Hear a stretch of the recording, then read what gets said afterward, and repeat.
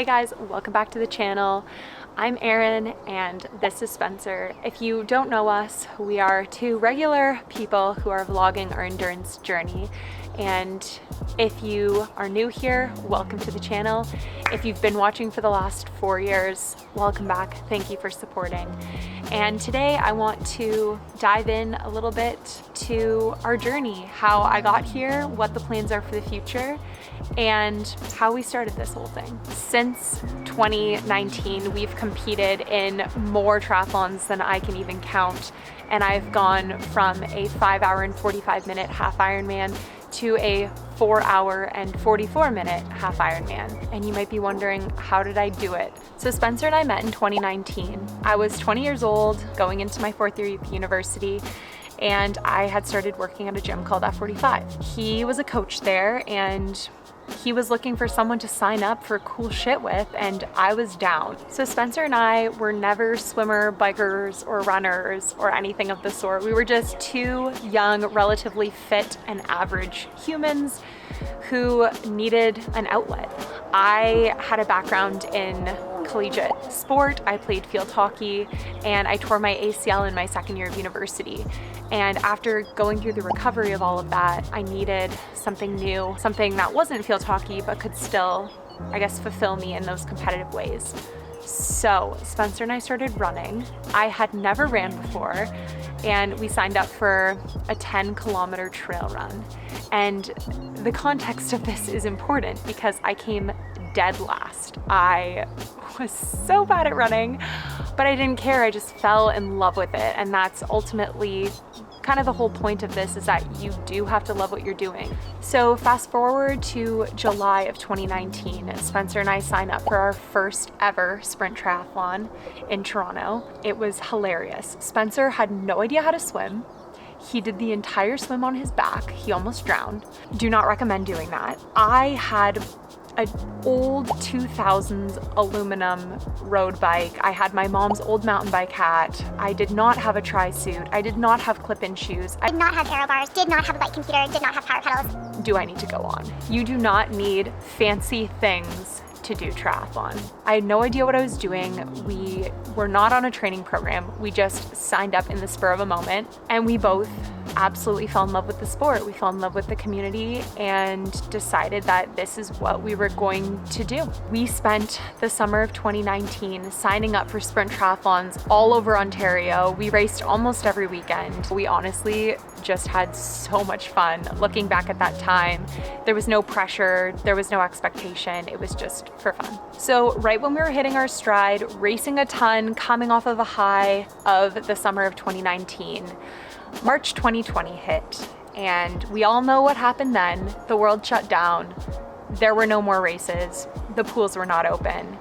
This was a time where we could have just not done anything, and we could have just reverted back to ourselves before triathlon. But instead, we dove further into triathlon. I think the one positive takeaway from this time was that it actually forced us to get a coach, to learn how to train properly for the sport. We learned a ton about the sport. We were training consistently, and we were just looking forward to the day when we could race again. During this time, we decided to start the vlog, which is you guys. And the vlogs were just us documenting our journey, what it's like to train for a triathlon as a couple, what it's like to go from a sprint triathlon to our first ever half Ironman. It's crazy to think about how far we've come since then and how much we've learned, but that time was really critical for us. And since then, we've honestly never stopped learning. I think becoming a student of the sport is really important if you want to eventually become a professional or try and strive for that top spot in your age group. I think the biggest thing is just trial and error. We've tried hundreds of different gels. We've tried different running shoes. We've tried different training programs. We've tried different aero position. There is no magic training program, magic pill that's gonna make you faster. A lot of the learning just comes from experience in racing and experience training. Every single year, we trial and error so many new things, and we learn so much about ourselves as individuals. Ultimately, what works for someone else might not work for you. So it is important to figure out what works for you. And unfortunately, that just comes with trial and error, and it comes with time. And sometimes it might take a couple of crappy races or crappy training sessions to really learn what works for you. I personally like documenting all of my races and hard training sessions. Like, what did I eat the morning of that race? What shoes did I wear in that race? And that helps me for the next year when I kind of forget about everything from the year before. So let's skip to 2021 when we came out of COVID and we finally completed our first ever 70.3. I was honestly just happy to survive it. I remember that it was one of the best days of my life. I was so proud of myself and I was just happy to complete it. Once I finished my first 70.3, I knew that I wanted more. I knew that I wanted to really push myself. I wanted to try and win my age group. I kind of had to do a lot on my own, a lot of learning during that period of time about how to step it up and how to get to that next level. I started prioritizing my training over other things. You do have to start putting triathlon first if you want to win. So let's skip to 2022. Spencer and I both qualified for the 2023 World Championships in Finland, and I was honestly in shock. I was not expecting it. I was not expecting Spencer to get a spot. It was amazing. It was a dream come true, and I still remember both of us being on a high after that day. I started to realize that there is no amount of fitness that will allow you to win if you don't believe you can win. I actually found the sport mentally easier when I was a beginner because I didn't have any expectation. I didn't really have a clue what I was doing. So I didn't really care how fast I was getting out of the water or what my bike splits were. I didn't care about any of that. And now I feel like knowledge is power, but it can also be a little bit of a burden. Really, you have to do the work within yourself to believe that you can do it. And you might not win, but you're gonna definitely do better than you would if you carried that self-doubt into the race. You're a triathlete.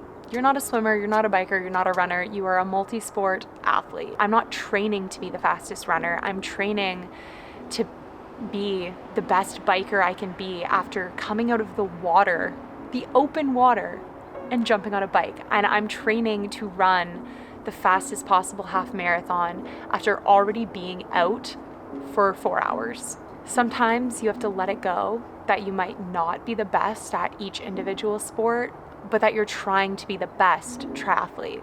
This sport requires a lot of patience. It's something that Spencer has always been really good at reminding me of, and something that I'm horrible at remembering. I'm someone who wants the answers now. I want everything to be quick. I want to be better. I want to be faster. I kind of picked the wrong sport. Any endurance sport requires the most amount of patience. So it's been 5 years. It is now 2025. It's funny, every single year I always think this is going to be the year that I'll have a breakthrough. And the truth is, breakthroughs don't really happen that often. It's just every single year getting a little bit better. Last year, I PR'd my half Ironman, but I only really improved by a few minutes in each sport. A few minutes goes a long way, but you're kind of grasping at straws and you're hoping for this big breakthrough, but that doesn't happen that often. So I think the biggest thing that I've learned is just appreciating the little wins and realizing that you might not have a breakthrough, but that doesn't mean that you're not still improving and you're not really good.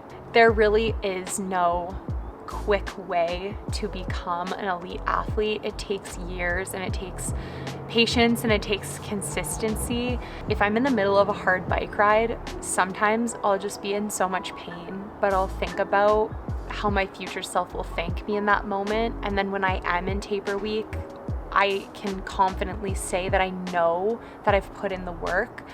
So sometimes just doing it for your future self, even if in the moment you feel like crap, like I don't want to wake up at 5 a.m. every single morning before a 12-hour shift and jump on the trainer.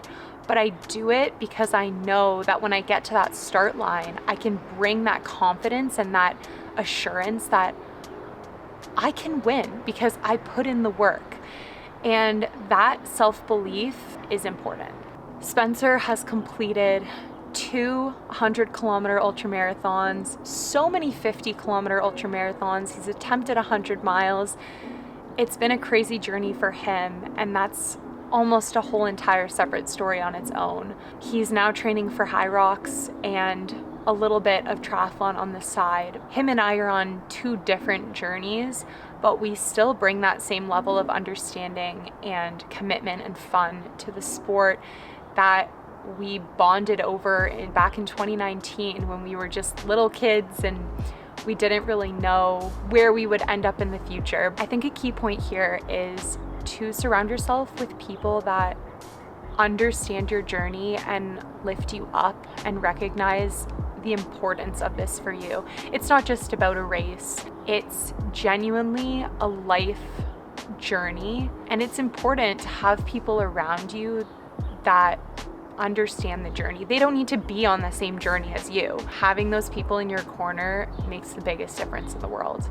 That is our story. That is how Spencer and I met. That is what we're doing, and I'm happy to share and answer any questions if you have them in the comments. And thank you for supporting us the last 4 years if you've been here since the vlog started. And we've gone from beginners to elite triathletes and hopefully a professional next year, but we'll see. Thanks for watching.